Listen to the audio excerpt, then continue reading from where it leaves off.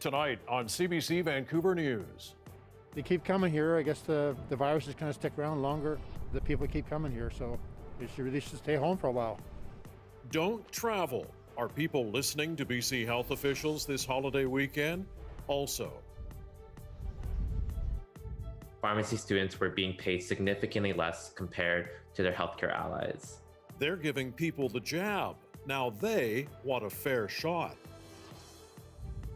And games on ice. More Vancouver Canucks test positive for COVID-19.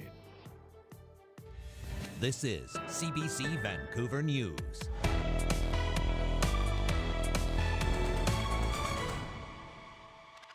Good evening and thanks for joining us tonight. With COVID-19 cases surging in BC, health officials are strongly urging us to play it safe over the long weekend. No indoor gatherings, no travel. The CBC's Zara Premji is in Whistler tonight, normally a very busy place on holiday weekends. So Zara, what's it like there right now? Well, Mike, as you can see behind me, there are still a few people walking through Whistler Village, but definitely not what you would expect to see here on Easter long weekend. You know, take a look on this side over here, a patio that would normally be quite busy, completely empty. There are a few people making their way through, but businesses have told us they're not sure how they're going to survive, how they'll make it through these closures up until nearly the end of May. We also spoke to a lot of community members who said, yeah, you can see some people here. There are some people here, but they're really not sure how the community is going to come back together after such a long time of being closed and really not having that many people here. Take a listen. Nobody on the mountains. I mean, that's spring skiing, no spring skiing. Like, it's pretty quiet. Every time you walk through the village, you look and you can see that there's another store shut down, something that's been here for years and years and years that I remember. I grew up here. I've been in Whistler for 38 years. It's changed so much here. It's scarce. It's devastating. Just take a look around and it's basically looks like a ghost town to me right now. Something I've never seen before. So of course, there is a lot of concern for what we're seeing here in the community. A lot of people saying they're really not sure what's going to come next for Whistler and the village and everyone that normally comes to visit here. We did also hear from people that this really, and they use a very specific term, this community right now is a shadow of its former self. It doesn't look like it would normally on a long weekend, let alone what it looked like just last week. Mike. And Zara, this is happening as the virus is spreading there in Whistler. What do we know about case numbers there? Yeah, Mike, so the province and Vancouver Coastal Health have clarified that from January up until now, there's been more than 1,000 cases of COVID-19 right here. We've also been told, though, from March 22nd to 28, 218 cases within that number. So, of course, a large number for a very small community.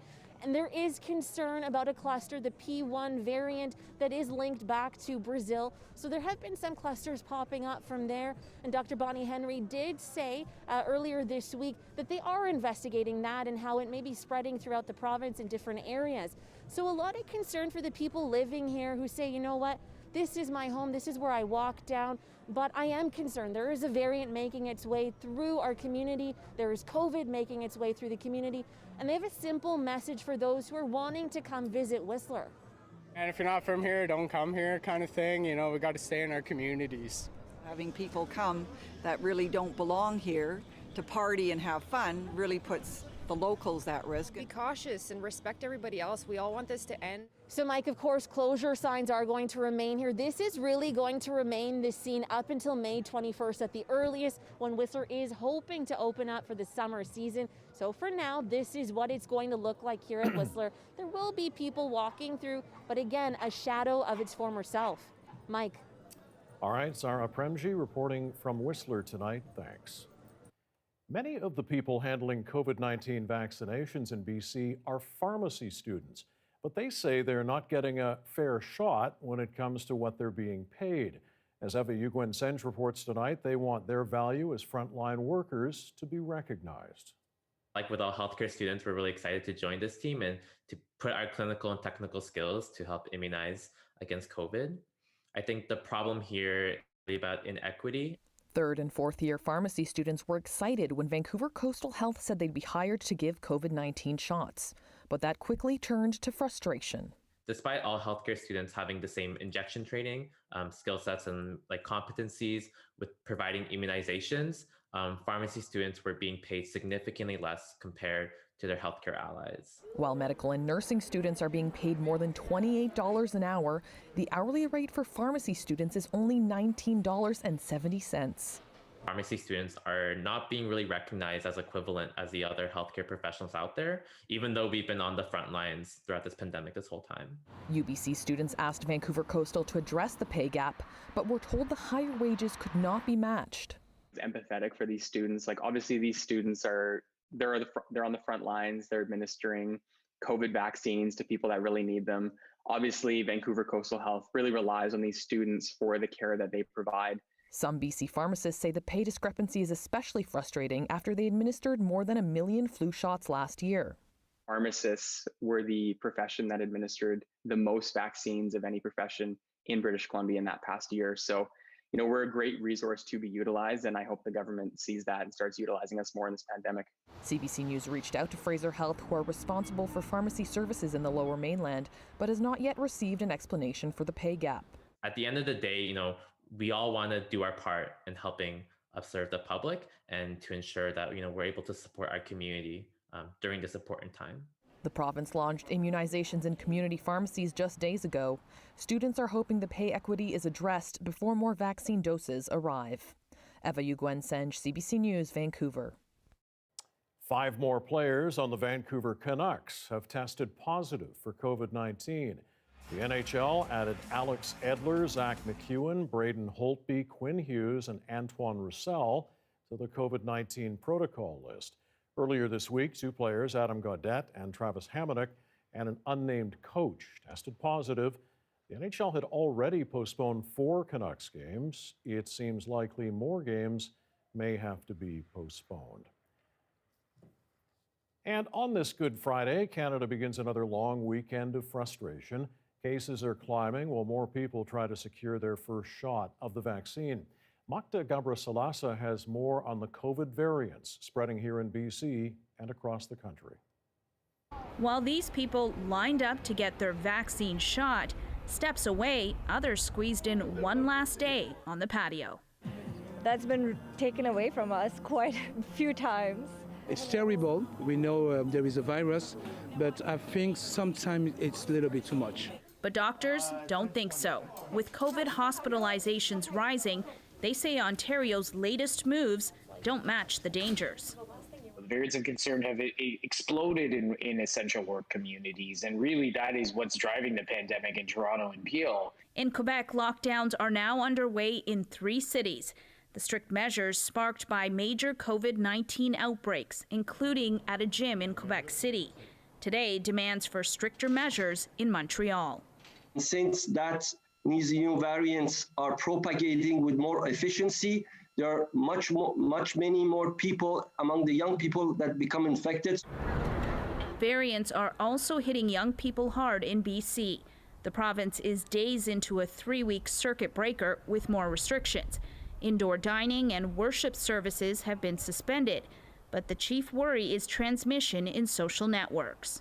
People are having social gatherings together, and many of the same people are working in the restaurant or hospitality industry, living in group accommodations. In Ontario, even regions with fewer cases have to adopt tighter restrictions. It's challenging. However, I totally understand. This salon owner in Sault Ste. Marie welcomed customers back in February. Now she has to temporarily close again. She hopes for the last time. It's just the one we have to take for the team to hopefully, sever this in its tracks. In Ontario, the shutdown takes effect just after midnight, and it's expected to last at least 4 weeks. Makta Gabrasalasa, CBC News, Toronto.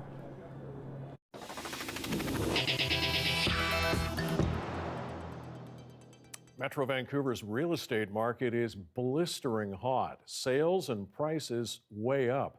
Sales of Vancouver area homes set a record in March, up a whopping 126% from March 2020 when the pandemic hit. The Real Estate Board of Greater Vancouver says the biggest spikes are in rural and suburban areas, with South Delta leading the way, followed by Whistler and Squamish. The board also says it's seen double-digit price gains for single-family homes and townhomes over the last 12 months.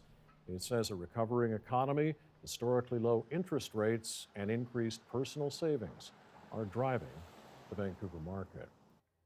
Well, a deal that would have seen Air Canada acquire rival carrier Transat is officially dead tonight. Air Canada says it could not gain European Commission approval of the deal and that addressing its concerns would have cost too much.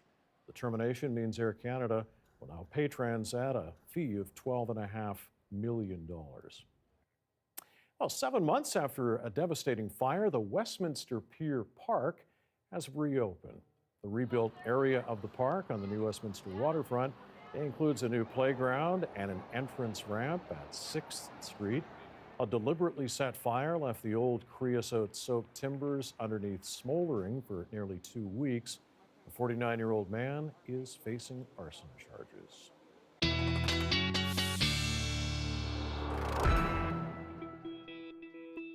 And meteorologist Johanna Wagstaffe joins us now with the forecast. For the very brief time that I was outside today, it kind of did a little bit of everything. We had a bit of sun, a lot of cloud actually, and even some showers.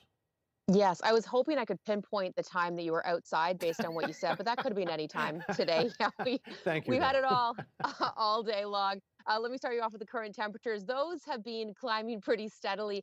We're actually at 10 right now through YVR, just dropping from an 11 last hour. So fairly seasonal as far as the temperatures go, but our mixed bag is going to turn a whole lot wetter as we head into our Saturday forecast. Mike, I've got rain on the way to kick off the weekend. I'll take you through the Saturday and back to some sunshine before we're done. All right, and Joe, I think it's fair to say springtime can be, as you point out, a bit of a mixed bag when it comes to our weather, often going from rain to sunshine all in a day here in BC. That's right, but I did get a chance to look at some of the long-range trends for the season ahead and what that means for us on the West Coast. Take a listen. Welcome to spring in Canada, the season where you can get hit with a blizzard, view the cherry blossoms, anxiously await water levels, and wonder when it's safe to plant, all in one day sometimes. As far as what clues the atmosphere has in store for us for the season ahead, we do have a few. Let me start off with a look at Environment Canada's seasonal outlook. Generally, the trend is cooler than normal for the West Coast and warmer than normal for most of Eastern Canada. There's a higher probability of higher than normal temps on average for the Upper Great Lakes and Atlantic Canada, you can see with the darker reds, and a better shot at cooler than normal temps for coastal and northern BC with the darker blues. One of the big drivers is the status of the equatorial Pacific waters, aka El Nino and La Nina. It took a while for La Nina to kick in this winter, but when it did, it means cooler than normal temperatures for Western Canada, a trend that's likely to stick around at least through till April before conditions return to neutral. Now, that's not to say we won't get hot spells or cold spells, but this is the forecast for the overall average. And that's compared to seasonals from 1981 to 2010. And we know that the baseline has already shifted due to climate change. This would look very different if we were comparing our seasonals from, say, the 50s or 60s. A delayed start to the spring in the West could mean a delayed start to the wildfire season.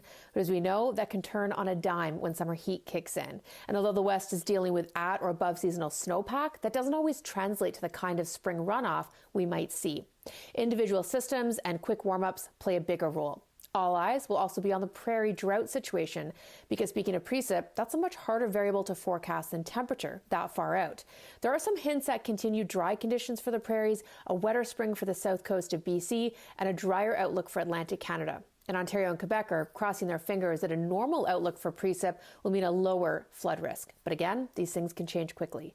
Looking beyond spring, our long-range climate models show a trend towards above seasonal temperatures for most of the country as we head into summer. But stay tuned as our medium-range clues come into focus. And now, your Science Smart. If you have a science question on your mind, send me a tweet and I'll try to get it answered. A deadly train crash in Taiwan. Just ahead, what caused the accident that killed more than 50 people?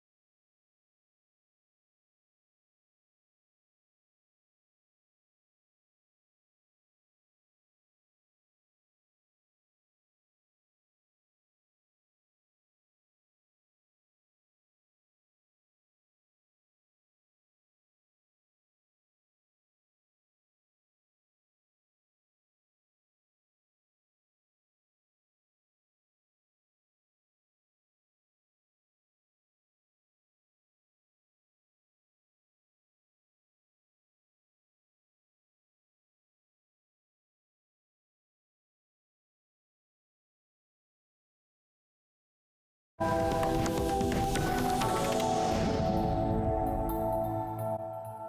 is being called Taiwan's deadliest train accident ever. At least 50 killed, dozens wounded. A packed passenger train crashed along the country's east coast. Stephanie Mercier now on what happened. Rescue workers carry the dozens of dead from the wreckage. Survivors helped down from the roof, their path to safety. This passenger says people are still trapped inside, and the situation in the next car is worse. Others hurt but alive. She says her whole body fell to the floor and she hit her head and started bleeding. It's the start of a long weekend in Taiwan, and the train was full. Nearly 500 passengers, many of them families. The newer model was traveling along the island's mountainous east coast, from Taipei to the city of Taitung. It was heading toward a tunnel when it's believed it hit an empty truck. This worker says the trailer of the construction vehicle slid off the road and crashed into the train. Authorities think the truck's emergency brake may not have been properly applied.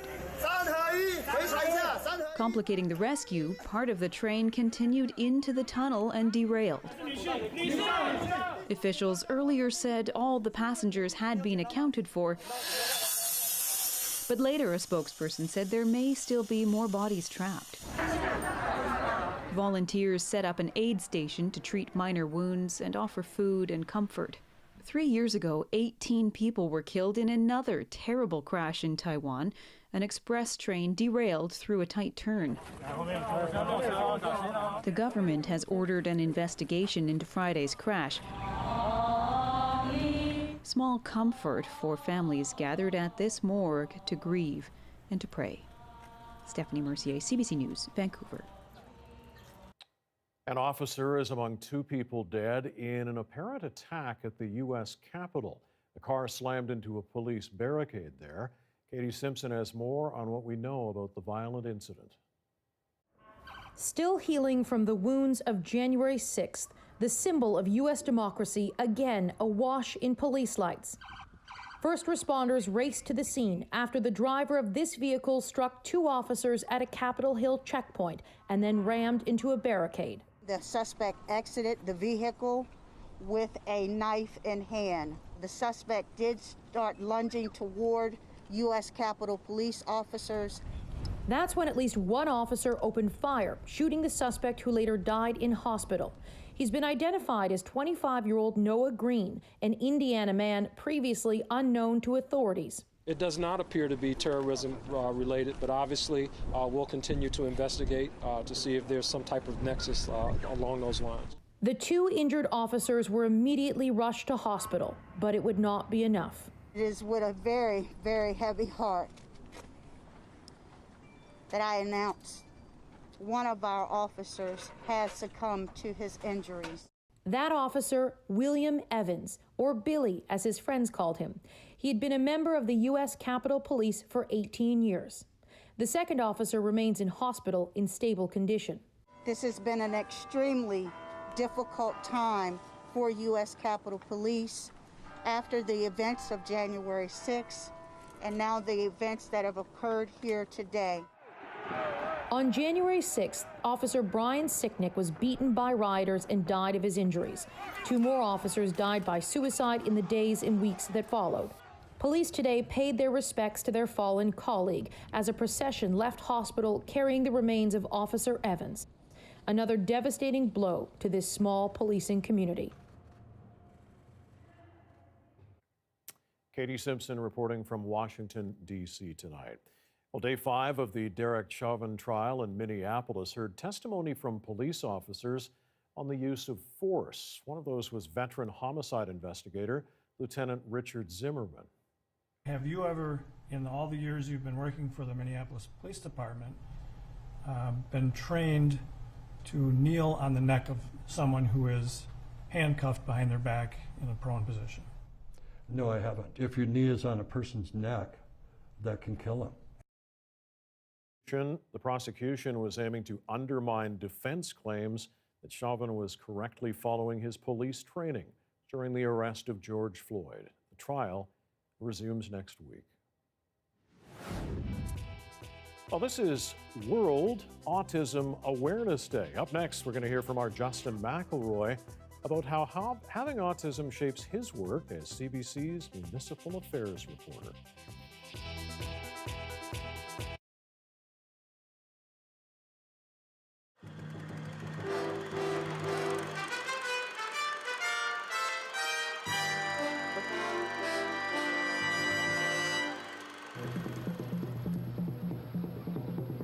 Clear, windy, and cool, the perfect day for a walk in the sun.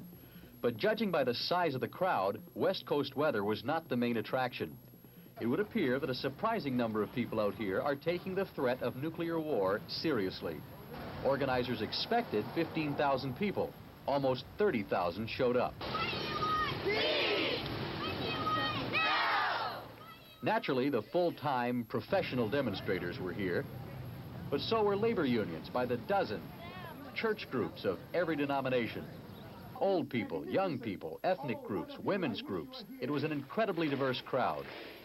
And police officials called it the largest protest demonstration this city has seen since the 1960s.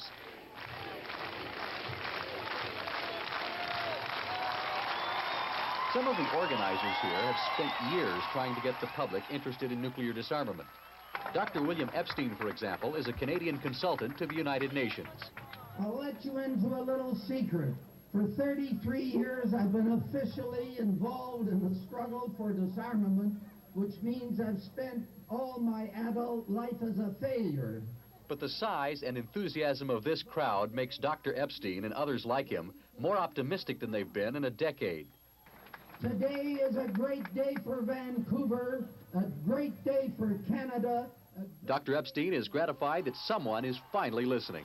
Jerry Thompson, CBC News, Vancouver. There are 2 Canadian families trapped in the occupied Falkland Islands, 9 people altogether.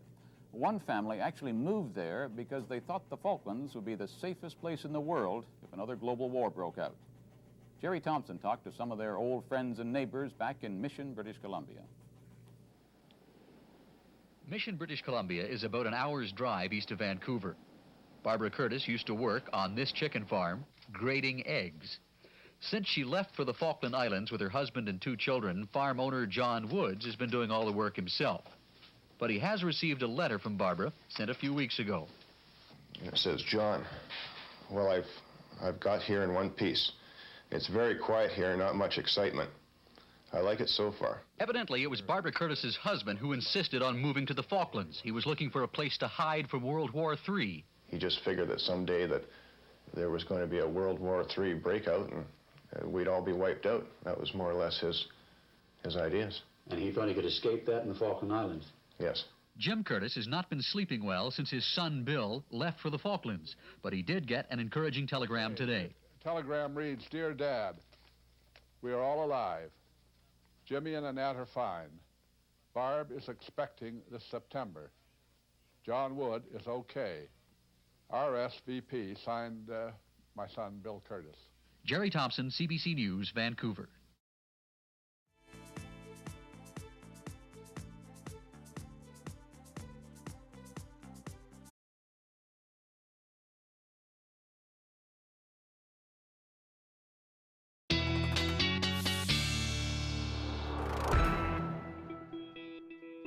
Johanna Wagstaffe back with us now. I am brimming with confidence that you will be able to help us salvage, if I may, some of this holiday weekend, weather-wise.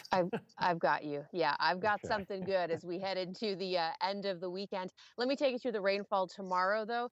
Check out the rainfall accumulations we're expecting across the South Coast.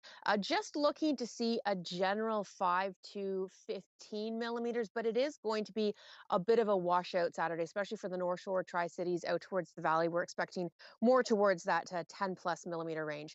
It's all thanks to this spinning low tracking down the coast, sort of coming together with another center of low as it moves across Metro Vancouver through the day tomorrow. So bringing some precip to the interior as well. I think the Kootenays is the only place that escapes any sort of shower over the next few days. But look what builds in behind. That is a lovely high pressure system for Sunday. So a quick look across the province, mild temperatures, 17 up towards Kamloops, 16 for Cranbrook, but looking at some cloud cover and even showers right down through the southern interior for Saturday evening into Sunday. It's a fast moving low though, and we get behind it quite quickly. So breaking down the weekend, showers through the day tomorrow with highs just to 9, coming down a little bit as we get to that low. Back up to double digits for Sunday with clearing skies. A gorgeous one as we head into Monday with building temperatures. I think we can stay under the ridge through Tuesday as well. And then we'll watch for showers as we head into Wednesday. But all in all, not a bad long weekend forecast. As you mentioned earlier, Mike, today is also World Autism Awareness Day. And as we learned from our own Justin McElroy, how adults with autism navigate their lives is an important conversation. Yeah, it really is. And here's part of the interview he did with Stephen Quinn on the CBC's Early Edition, where he talks about how being autistic shapes his work as a reporter. I'm able to look at a budget for the city, and I'm able to compare that against 20 other budgets in Metro Vancouver. And some people will say, how did you do that? And I just go, I just did it, like looking, finding that and sort of the repetition of it, which some people would find boring or numbing. For me, it's just like, no, I got this. But by the same token, talking to strangers is something that a lot of journalists have to do a lot of time and causes me extreme panic a lot because I don't know them. I can't necessarily react to their face right away. But for local politics, a lot of times you're talking to the same mayors and councillors all the time. You're dealing with similar issues. And so I'm able to build on that regularly and be able to, fight through some of the issues that I might otherwise have with daily reporting. And for local politics, be able to bring my expertise and skill set in a way that's really helpful. Yeah, he doesn't really talk about being on the spectrum, so really opening up there. And as he says, as a reporter, he feels he should be an open book about things, so that's why he chose to. And if you don't follow him on Twitter, you must. Genius. You must. Yeah. You must. Yeah. And I was going to say, Stephen Quinn asked about his killer sense of humor. Yeah. And it truly is killer. So you're going to get a taste of that on Twitter. Yeah. One of our greatest assets in the newsroom, I would say. It absolutely is. All right, Joe, thank you. And thank you for watching tonight. Ian Hannamansing is here with the National at 11. Have a fantastic rest of the holiday weekend. Good night. Good night.